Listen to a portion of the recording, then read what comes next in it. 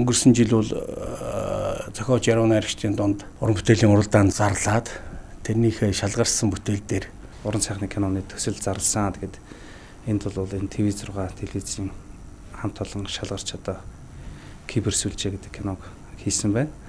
Тэр зэрэг бид нэр хамгийн гол нь хүүхдэд урлагаар дамжуулан гоо зүүн хүмүүжил олох энэ ажлыг одоо эрчимжүүлэх зорилгоор бол засгийн газраас энэ санхүүжилтийг бас олгож энэ үйл ажиллагааг явуулж байгаамаа. Маш удаан хугацаанд одоо амьдарч нийгэмд нөлөө үзэж тэр тухайн соёл одоо байгаа байдлыг одоо харуулдаг арга хэрэгсэл маань бол одоо маш одоо чухал зүйлүүдийн нэг бол кино гэж хэлж байна.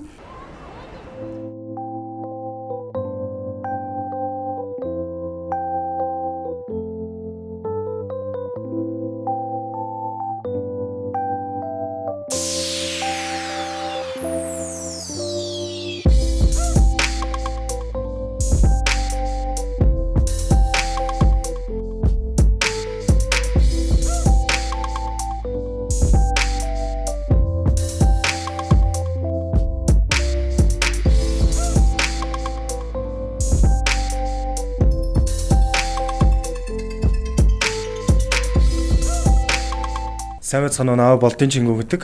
Би Кибер сүлжээ уран сайхны киноны гол дүрийн сурагч болох Содогийн дүр тоглосон. Энэ миний дэлгэцийн анхны уран бүтээл. Тэр соёл урлагийн сургуулийн театр урлагийн 3 дугаар курсын оюутан Даранбаатар өгштэй 3B курс сурдаг жүжигчнэр. Тэгээд Кибер сүлжээ кино маань битүүрийн анхны кино. Анхны кинонд тоглосон. Тэр залуу насныхаа дүрийг одоо үлдээсэндээ туйлах баяртай хүн жүжигчүүний онцлог бол ийм бас гоё байдаг бидний мэрэгжлийн. Тэгээ хамтран ажилласан бүхий л уран бүтээлчдээ хамгийн түрүүнд бас баярлалаа гэдгээ хэлмээр байна. За мөн энэхүү киног хийж бүтээсэн Артмон фильмийн залуучуудаа бас баярлалаа, баяр хүргэе.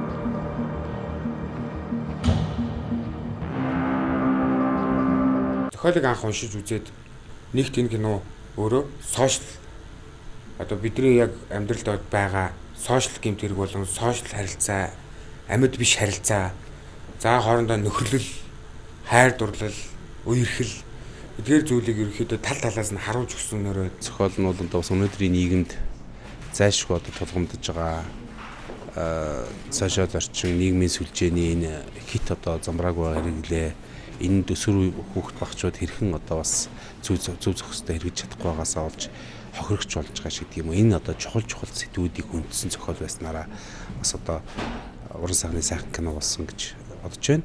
хэлгэсэн санаанууд хооронд ямарч амьд харилцаа байхгүй болсон. За мөн дээрээс нь годам талбайдч болон ямар нэгэн хүн санамсаргүй байдлаар эвгүй үйлдэл гаргасан ч гэсэн тэрнгийн хин нэгэн дуртай хүн уцаа гаргаж ирээд бичлэг хийгээд аплод хийж ин фэйсбүүк дээр.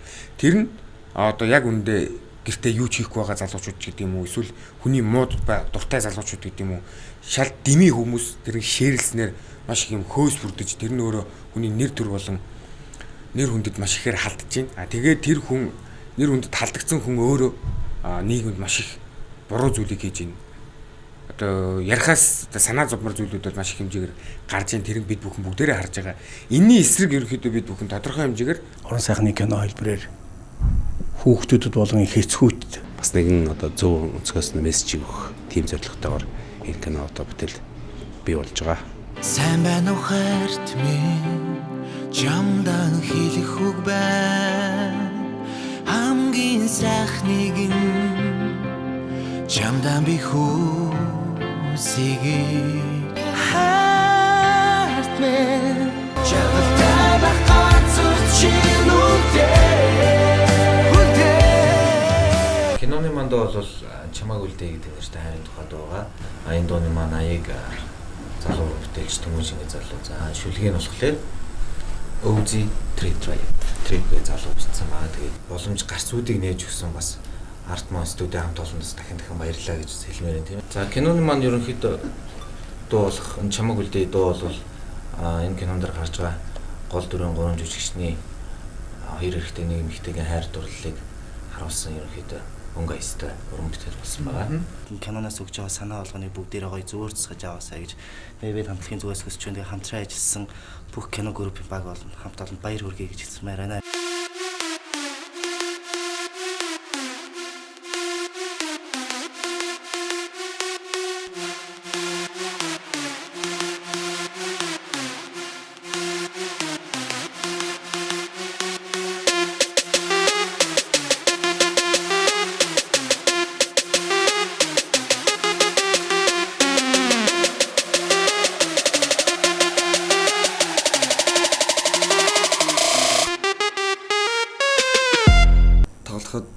Тулгамдсан асуудал гэдэг юм бол анхны бүдээлээс болохоор маш их туршлагуудж маш их алдаа гаргасан мөн маш их алдсан дээрээсээ бас тулгуурлаж маш их зүйлийг олж ойлгож авсан байгаа. Би 10 жилээ төгсөөд одоо 8 жил болж байна. Тэгээ буцаад яг ингээд 8 жил ухраагаад төгсөх ангийн сурагчийн одоо ийм реалт тоглосондоо маш их баяртай байгаа. Тэгээ бас миний нэг харах өнцөг юу байсан бэ гэхээр гоё ингээд ялгахгүй салахгүй гоё нөхөрлөдөг занж нартай юм болов гэж би бас өөрийнхөө дүрийн онцлогийг бас харж байгаа. Өсвөр үе залуучууд хандаж хэлэхэд одоо ер нь бол нийгэмд бас одоо нэг ялгуурлах, халаг үзэх гэдэг ч юм уу ийм асуудлууд бас байдаг. Энэ тал дээр бас залуучууд манай өөрсдөө бас анхаараасаа бодоосоо гэж би бас хувьдаа бодож байгаа. Одоо Nokia барилаа гэдэг нэг тийм муу айлын муухай айлын үгт болчихгүй, муу хувц өмслөө гэд муухай хүн болчихгүй. Хүнийг харагдаж байгаа талаас нь биш, доторх дотоод сэтгэлийн бас харж байгаасаа гэдэг ийм зүйлийг бас энэ кинондэр маань дурддаг учраас та бүхэн маань бас цаад агуулгын сайн харж үзээсэй гэж залуучуудаа хандаж хэлмээр байна.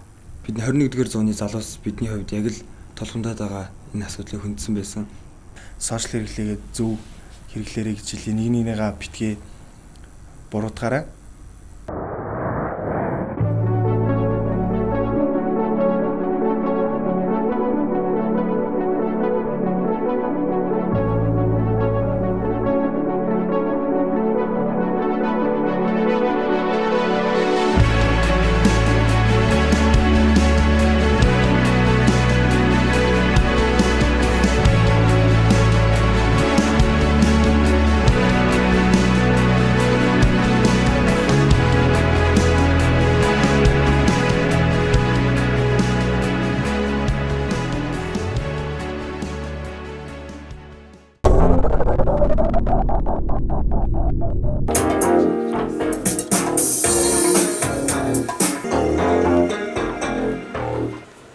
Хүн төлөвлөлтөнд өгтлүүд хоёрын дайшиг юм болон заяа. Тийм юм болов яа. Чи тэгэхээр голоор битгий ор за. За чи үе. Зүрх. Миний л хүрэх штэ.